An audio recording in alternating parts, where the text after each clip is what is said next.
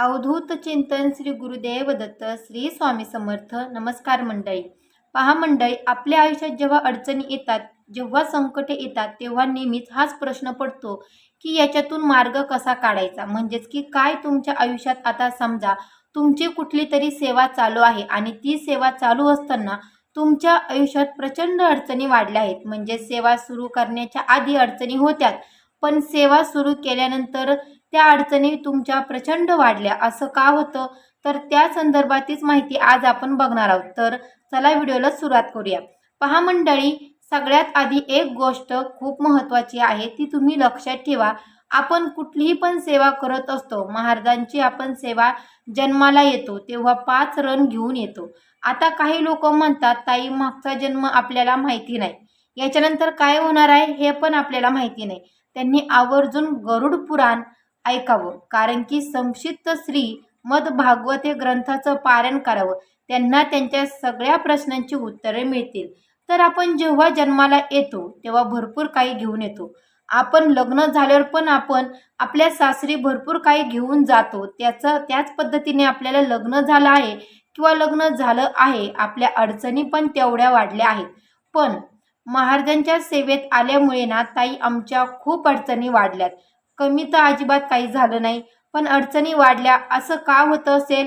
आणि जेव्हा स्वामी सेवा करत असताना अडचणी वाढत असेल तर आपण काय केलं पाहिजे, त्या संदर्भातील सविस्तर माहिती बघूया.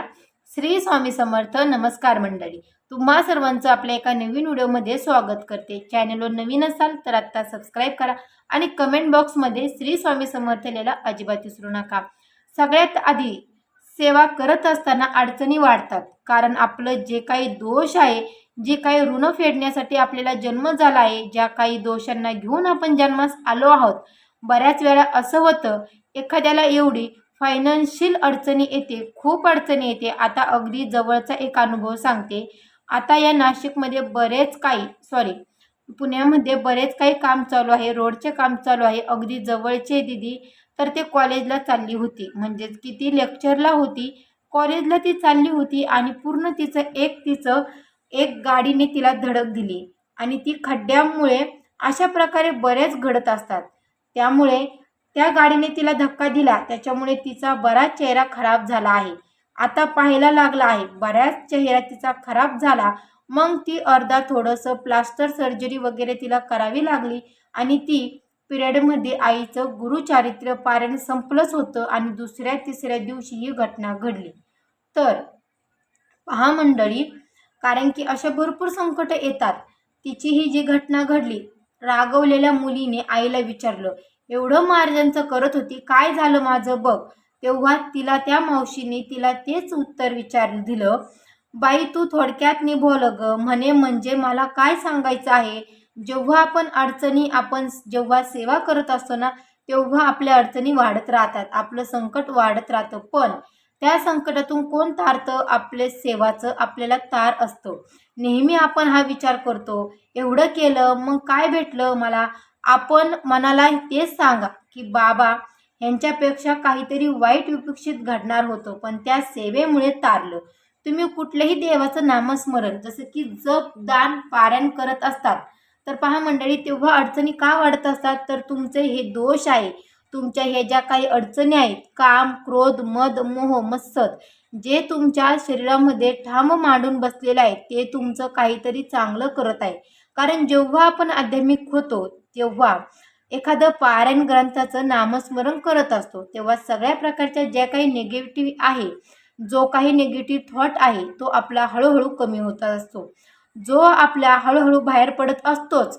पण मंडळी, त्याच्यामुळे आपलं एक असतं धोरण, की जे जर कमी लाईफमध्ये असेल, म्हणजेच की पहा मंडळी, की मी जर माझ्या लाईफमध्ये काहीतरी चांगल्या गोष्टी करत आहे किंवा मला कुठेतरी व्यसन आहे, ते व्यसन मला बंद करायचं आहे, तर माझ्या शरीराला मला त्रास देणं, कारण माझ्या शरीराला त्या गोष्टीची सवय झालेली असते. हे तसंच आहे बघा मंडळी, की तुम्ही जेव्हा स्वामी सेवा करत असता तेव्हा अडचणी वाढतात, कारण तुमचं शरीर जे निगेटिव्ह आहे त्याला तुमचं शरीर सोडायचं नाही. पहा मंडळी, जे काही तुमचा थोडासा भोग आहे, प्रारब्ध आहे, त्याला काही तुम्हाला सोडायचं नाही. कारण की पहा मंडळी, जोपर्यंत आपलं शरीर आपल्याला आत्मा आपले भोग कमी होत नाही, तोपर्यंत आपल्याला सेवेचा अनुभव अनुभूती येत नाही. बऱ्याच लोकांचं असतं की आता 7 गुरुचारित्र पारायण सांगितले किंवा विश्वकर्माचार पठण करायला सांगितलंय, एक पारायण झालं की लगेच घर बुक होतं. काही काही लोकांचं असं आहे की 7 पारायण झाले, विश्वकर्मचारितेची सगळी सेवा झाली, तरी पण अनुभव आले नाही.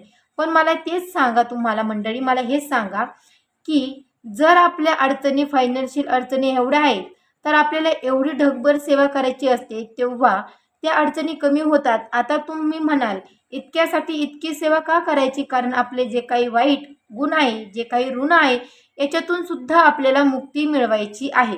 जेव्हा आपल्या अडचणी कमी होणार आहे, तेव्हाच आपल्या सेवेचा, अध्यात्माचा मार्ग मोकळा होतो, मनातल्या इच्छा पूर्ण होतात. पण हो, अशा अखंड महिला आहेत ज्यांनी अडचणी आहे, पण तरी पण सेवा करून सुद्धा त्यांना लय भारी, तरी पण ताई हे पारायण करून कुंकुम अर्चन करूनही सेवा न छान वाटत आहे. ताई माझ्या अडचणी कमी नाही झाल्या, माझ्या अडचणी वाढल्या, पण सेवा करून मला छान वाटणं आहे. कारण की हे खूप महत्त्वाचं आहे. जर तुमच्या अडचणी कमी होत नसेल, पण तुमच्या अडचणीतून तुम्हाला एक छान मार्ग मिळत असेल किंवा तुम्हाला छान वाटत असेल, तर हे खूप महत्त्वाचं आहे. पहा मंडळी, जोपर्यंत तुमच्या त्या अडचणी कमी होत नाही, तोपर्यंत महाराज कधीच तुम्हाला काहीही देत नाही. वेळ आल्याशिवाय, योग्य वेळ आल्याशिवाय कुठलाही परमेश्वर तुम्हाला काहीही देत नाही. कितीही तुम्ही पारायण करा, कितीही डोकं आपटा, तरी पण योग्य वेळ आल्याशिवाय मिळत नाही. पण हो, जेव्हा योग्य वेळ येते तेव्हा ब्रह्मांड नायक प्रत्येकाला भर भरून देतं, यात काही शंका नाही. महाराज कधीच कोणाचं ठेवत नाही. पण हो, काही महिलांचं असं आहे की एक पारायण केलं अजून अनुभव आला नाही, गुरुवार केले अजून अनुभव नाही आला. मला एक सांगा, प्रत्येकाचं आयुष्य वेगवेगळं आहे. एखाद्या स्त्रीला एक पारायण केल्यावर अनुभव आला, एखाद्याला 40 पारायण केल्यावर आला, एखाद्याला 108 वेळा पारायण केल्यावर आला आणि एखाद्याला 108 वेळा पारायण करून सुद्धा नाही आला अनुभव. पण त्याचं जे सेवेचं बँक बॅलन्स आहे, त्याच्यामुळे त्याचा जो काही कर्म होता त्याच्यापासून माझ्यापर्यंत वैयक्तिक सांगते, आपला कर्म, वाईट कर्म, तो हळूहळू संपतो. तो संपल्याशिवाय मनातल्या इच्छा पूर्ण होत नाही. बघा, खूप संकट आहे. आता खूप जस्ट पारायण केले, बाहेर पडले, संकटात आहे, खूप कुठल्या तरी अडचणी मला एकदम धरून ठेवला आहे. पण हो, जेव्हा स्वामींचं दर्शन होतं, मग ते फोटोच्या स्वरूपात आहे, गाडीच्या स्वरूपात आहे, एखाद्या रिंगटोंग आहे, एखादं अचानक वॉलपेपर दिसेल, किती तो आनंद होतो. पण आपल्या मनाला, अरे महाराज तुम्ही दिसलात मला, किती तो परम आनंद असतो. कारण आपल्याला योग्य वेळ आल्याशिवाय परमेश्वरांनी कधीच कोणाला काही दिलं नाही. पण हो, तुमची सेवा असतात खूप महत्त्वाची आहे आणि तुमचं सातत्य बी देखील खूप महत्त्वाचं आहे. आजकाल लोकांचं म्हणजे देवाचं पण ट्रेन आलं आहे. पहा मंडळी, बापरे, म्हणजे खूप असं विशेष वाटतं मला की इकडे गेल्यावर नवस पूर्ण होतो, तिकडे गेल्यावर इच्छा पूर्ण होते, इकडे गेल्यावर उद्योगधंद्यात प्रगती होते. मला असं वाटतं देव पण एकच असावा, सगळ्यांचं स्वरूप एकच आहे.